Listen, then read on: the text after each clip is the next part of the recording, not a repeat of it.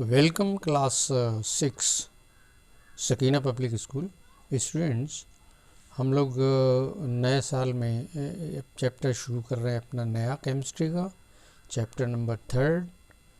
Chapter का नाम है एलिमेंट कंपाउंड एंड मिक्सचर्स।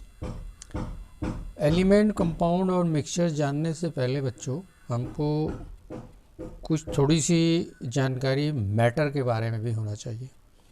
देखिए, हमारे इस प्लैनेट पर हमारे चारों तरफ चीज़ें जो हैं वो मैटर के ज़रिए बनाई गई, तो हमें पता होना चाहिए कि एक्चुअली मैटर है क्या। हम लोग कई बार मैटर के बारे में जान चुके हैं कि जो डेफिनीशन उसकी है वो ये है कि कोई भी चीज़ जो मास रखती है और जगह घेरती है मैटर कहलाती है। Anything that occupies space and possesses mass, having mass and occupies space is called matter। और हम इससे पहले ये भी जान चुके हैं, हमको पता है, छोटी क्लासेस में भी बातचीत होती रही होगी कि मैटर को 3 स्टेट्स में डिवाइड किया गया है। आपको मालूम होगा, सॉलिड, लिक्विड और गैसेस। और ये जो मैटर की 3 स्टेट्स हैं ये उनकी अपनी प्रॉपर्टीज़ की बेस पर है। अगर कोई मैटर जिसको हम सॉलिड कह रहे हैं तो उसके साथ कुछ चीज़ें जुड़ी होंगी, जैसे उसका डेफिनेट शेप और उसका डेफिनेट वॉल्यूम, तो फिर उसको हम कहेंगे कि ये सॉलिड स्टेट। अगर मैटर में वॉल्यूम तो डेफिनेट हो लेकिन शेप डेफिनेट ना हो तो फिर हम उसको कहेंगे कि ये इस मैटर की लिक्विड स्टेट है। और अगर दोनों ही प्रॉपर्टीज़, ना तो वॉल्यूम और ना ही शेप, दोनों डेफिनेट ना हो तो फिर ऐसे मैटर को हम थर्ड कैटेगरी यानी गैस के नाम से जानते हैं। अब ज़रा हम आगे बढ़ते हैं तो हमारे चारों तरफ जितनी भी चीज़ें हैं वो मैटर के ज़रिए बनाई गई हैं। अब चाहे वो सॉलिड कंडीशन में हो, चाहे वो लिक्विड स्टेट में हो या फिर वो गैसियस स्टेट में हो, ये तीनों ही स्टेट सॉलिड, लिक्विड और गैस, अगर हम इनको और गहराई से जानना चाहें तो पता ये चलता है कि ये सब एलिमेंट्स हैं। एलिमेंट मैटर की वो फॉर्म है, वो शक्ल है जिसको हम कहते हैं कि सिंपलेस्ट फॉर्म।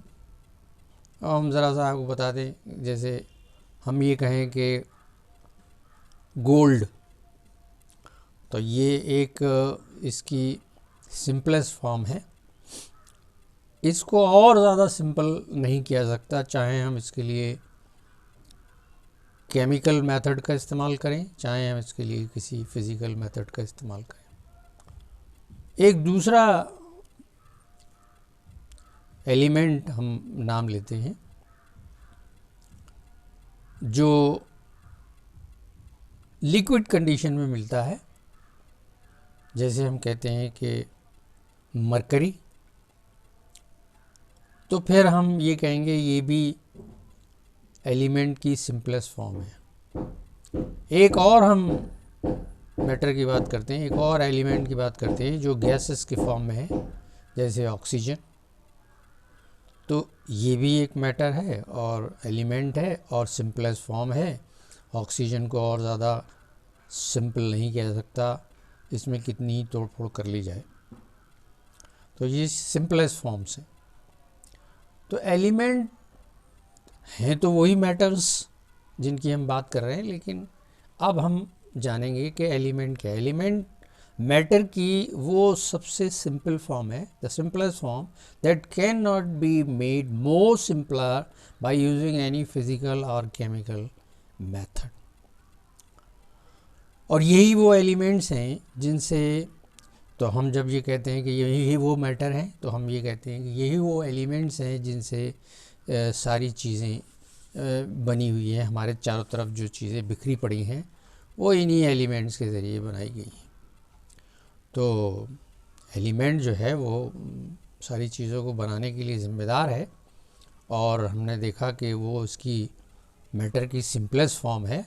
और हमने ये देखा कि this form can not be make more simpler by any physical और केमिकल मेथड। चाहे हम केमिकल रिएक्शन कराएं इसका, और चाहे हम तोड़ फोड़ करें, हथौड़ी लेके लग जाएं इस पर, ये और ज़्यादा सिंपल नहीं हो सकता। तो ये सिंपलेस्ट फॉर्म है। तो हमने देखा कि एलिमेंट का ज़िक्र आ गया, तो हमको पता होना चाहिए कि हमारे पास फ़िलवक्त एट प्रेजेंट हमारे पास कितने मैटर्स हैं। हमारे पास 118 मैटर्स हैं, एलिमेंट्स हैं, मैटर्स भी हैं वो। तो ये 118 एलिमेंट्स कहाँ से आए भाई? ये 118 एलिमेंट्स में 92 ऐसे हैं बच्चों जो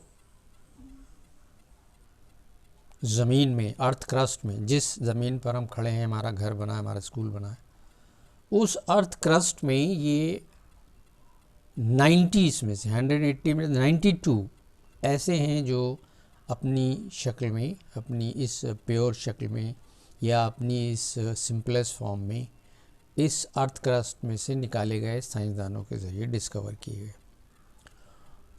और अब बचे